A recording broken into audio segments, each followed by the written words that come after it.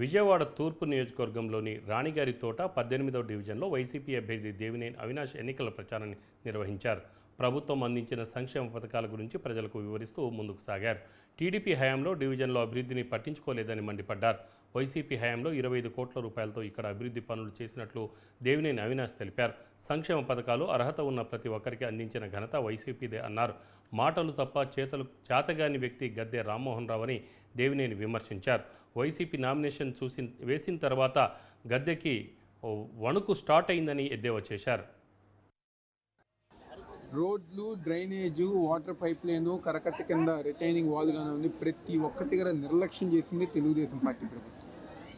కానీ ఈరోజు జగన్మోహన్ రెడ్డి గారు ఒక నాయకత్వంలో అధికారంలోకి వచ్చిన తర్వాత ఏ ప్రాంతం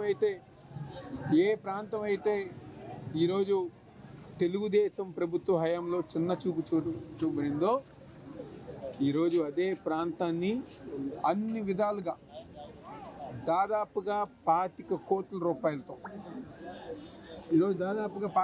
రూపాయలతో ఈరోజు అభివృద్ధి కార్యక్రమాలు చేసింది జగన్మోహన్ రెడ్డి గారి ప్రభుత్వం.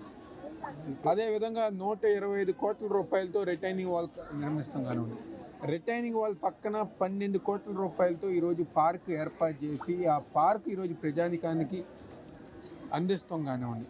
అదేవిధంగా దాదాపుగా తెలుగుదేశం పార్టీ హయాంలో ఏదైతే ప్రజానికాన్ని నమ్మించి మోసం చేసిన